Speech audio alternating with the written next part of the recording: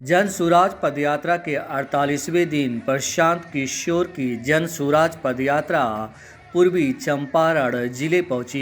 यहां प्रशांत किशोर मीडिया से मुखातिब हुए और इस दौरान उन्होंने सीएम नीतीश कुमार को तो घेरा ही, डिप्टी सीएम तेजस्वी यादव को भी निशाने पर लिया और बीजेपी आरजेडी को एक ही थाल के चट्टे बट्टे बताया।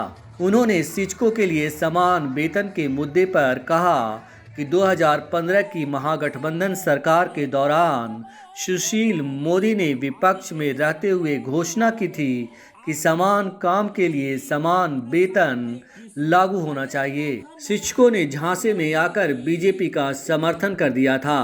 2017 में सुशील मोदी डिप्टी सीएम बने, उनके पास मौका था यह काम करने का।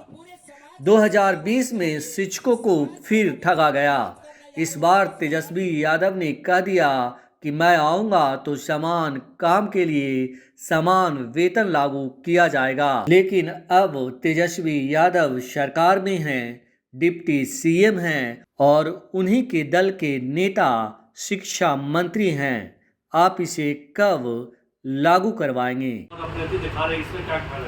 मेरे भाई, मैंने कह दिया, मैं रोज कैलेंडर में एक एक दिन काट रहा हूँ। उनको जो नियुक्ति पत्र बांटना है बांटे। वो अगर जाली नियुक्ति पत्र भी बांटना शुरू कर दे तब भी 10 लाख सरकारी नौकरी का नियुक्ति पत्र नहीं बांट सकते हैं। मेरा विश्वास है। ये झूठ बोल रहे हैं ये लोग, क्योंकि उनके पास ना कोई योजना है, ना कोई उन्होंने इसको सोचा। गांधी मैदान में खड़े हुए घोषणा कर दी।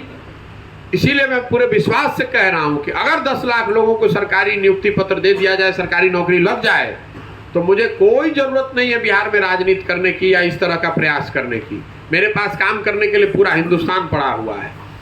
आप अगर 10 लाख लोगों को सरकारी नौकरी देने का मतलब ये है कि बिहार की कई और व्यवस्थाएं बहुत अच्छी हो जाएंगी, तभी तो आप नौकरी दे पाइएगा। पैसे लाइएगा कहां से? 40-50 हजार करोड़ रुपया अलग से चाहिए, कहां से लाइएगा पैसे? उसके लिए आपको अपना रेवेन्यू बढ़ाना पड़ेगा। रेवेन्यू बढ़ाने के लिए उद्योग लगाना पड़ेगा, वहां इन्वेस्टमेंट होना चाहिए, ग्रोथ होना चाहिए। जब वो कुछ है ही नहीं तो नियुक्ति कैसे दे दीजिएगा? जो शिक्षक यहाँ पर हैं, बाय द वे, आपने चूंकि सवाल उठाया, वो जो नियोजित शिक्षक है उनको तो 3-3 महीने पे एडहॉक बेसिस पर कैबिनेट में पास होता है। जब सेंटर से पैसा आता है तो आप उसको सैलरी दे रहे हैं। आप 10 लाख लोगों को कहां से नौकरी दे दीजिएगा? अगर केंद्र सरकार से शिक्षा के क्षेत्र में पैसे न आए तो जो अभी शिक्षक 4-4.5 लाख है, ये उनको तनख्वाह नहीं दे सकते हैं।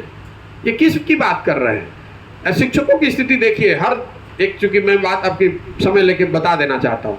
शिक्षकों को पहले जब 2015 में महागठबंधन था, सुशील मोदी उस समय विपक्ष में थे, तो उन्होंने घोषणा की समान काम समान वेतन लागू कर देंगे। शिक्षक पढ़े लिखे होने के बावजूद उनके बहकावे में आ गए। उन्होंने भाजपा का समर्थन भी किया 2015 में। संयोग देखिए कि 2017 में वही सुशील मोदी डिप्टी सीएम बन गए, तो उनके पास अवसर था ये काम को करने का। 5 वर्ष में उन्होंने काम नहीं किया। 2020 में शिक्षकों को फिर बेवकूफ बनाया गया। इस बार तेजस्वी यादव ने कह दिया कि मैं आऊंगा तो शिक्षकों को समान काम समान वेतन लागू कर दूंगा। तो जब शिक्षक मेरे पास आ रहे हैं तो मैं उनको बता रहा हूं कि भैया अब तो तेजस्वी जी की ही सरकार है, उन्हीं के दल का आदमी शिक्षा मंत्री है, तो आप इसको अब लागू करा लीजिए। ये देखिए, बिहार में नेताओं की आदत हो गई है कि कुछ भी बोलिए और बोल के निकल लीजिए। आपको मालूम है कि चुनाव जब होगा, वोट होगा, तो लोग इन बातों को भूल के वोट तो एक ही चीज पर होगा, जात पर, धर्म पर, या इस बात पर होगा कि कौन भाजपा को लाना चाहता है, कौन भाजपा को रोकना चाहता है और कौन लालू जी को रोकना चाहता है। जब तक बिहार की जो बदहाली है उसके मूल में, उसके जड़ में बात यह है कि जो जनप्रतिनिधि है उसके मन से ये डर खत्म हो गया है कि वो